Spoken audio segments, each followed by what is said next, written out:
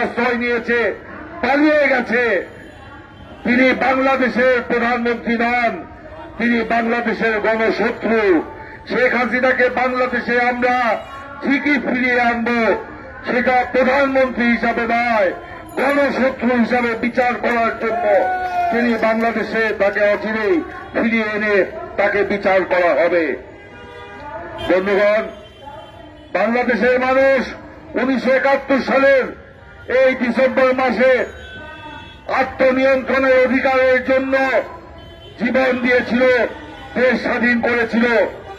আজকে বাংলাদেশের স্বাধীনতাকে বিপন্ন করার ষড়যন্ত্র করা হচ্ছে। আমরা বলতে চাই যে পাকিস্তানের কাছ থেকে আমরা স্বাধীনতা কেড়ে নিয়ে এসেছি, যুদ্ধ করেছি। ভারতের পদতলে আমাদের সেই স্বাধীনতাকে বিকিয়ে দেবার জন্য নয়। বাংলাদেশের স্বাধীনতা কারো দয়ার দান নয়। বাংলাদেশের স্বাধীনতা লক্ষ লক্ষ নারী পুরুষের রক্তে কেনা স্বাধীনতা।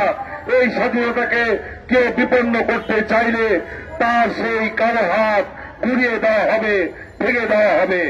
বন্ধুগণ, এই ডিসেম্বর মাসে দেশ স্বাধীন হয়েছিল 71 সালে। আমরা যুদ্ধ করে বাংলাদেশ স্বাধীন করেছি, অন্য কোন দেশের চোখ রাঙানি দেখার জন্য নয়। আমরা স্বাধীন দেশে শান্তিতে বসবাস করতে চাই, ভারতের সাথেও আমরা বন্ধুত্ব চাই, কিন্তু আমাদের সার্বভৌমত্ব বিকিয়ে দিয়ে নয়। আচরণের মধ্য দিয়ে অমীমাংসিত সমস্যার সমাধান করে এই বন্ধুত্ব ভারতকে টিকিয়ে রাখতে হবে। আজকে ভারত তার কর্মকাণ্ডের মাধ্যমে প্রমাণ করছে 5ই আগস্টের পরিবর্তনকে ভারত মেনে নেয় নাই। শেখ হাসিনার পতনকে ভারত মেনে নিতে পারছে না। সেই কারণেই আজকে তারা এই নানান রূপে ষড়যন্ত্র করছে, বলছে বাংলাদেশে নাকি হিন্দু দমন চলছে, হিন্দুদের উপর নির্যাতন চলছে। এটা সম্পূর্ণ অসত্য, বানোয়াট, ভিত্তিহীন। তাই যদি হতো, হিন্দুদের এত বড় দুর্গা পূজা বাংলাদেশের মানুষের সহযোগিতায় শান্তিপূর্ণভাবে হতো না। দুর্গা পূজা যদি শান্তিপূর্ণভাবে হয়ে থাকে, তাহলে কোথায় দমন হলো, কোথায় ভারতে বাংলাদেশে হিন্দু নির্যাতন হলো? বাংলাদেশের হিন্দুরা বর্তমানে অত্যন্ত ভালো আছে। গত কয়েকদিন আগে আন্তর্জাতিক একটি সংবাদ সংস্থা বিবিসি তারা জরিপ চালিয়েছে যে বাংলাদেশে হিন্দুরা বর্তমানে অত্যন্ত আগের থেকে অনেক নিরাপদে রয়েছে। শুধু এই কথা শেখ হাসিনা এবং ভারতের মুখেই আমরা শুনতে পাচ্ছি। এটা ষড়যন্ত্র। বাংলাদেশের হিন্দুদের জন্য ভারতের কোন দরদ নাই। ভারতের দরদ হাসিনার প্রতি, ভারতের দরদ আওয়ামী লীগের প্রতি।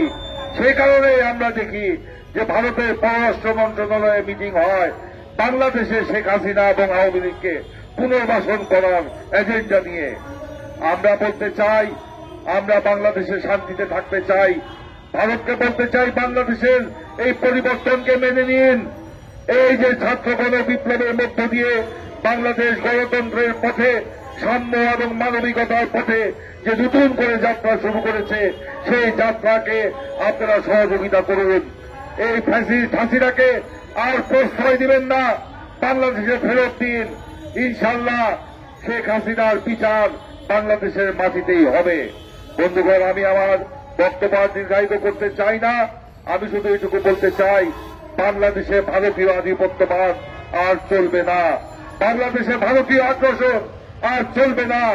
বাংলাদেশে মানুষ স্বাধীনতা অর্জন করেছিল মাথা উঁচু করে বেঁচে থাকার জন্য। সেই রক্তের শপথ নিয়ে আমরা বলছি, আমরা আমাদের স্বাধীনতাকে বিপন্ন করতে দেব না।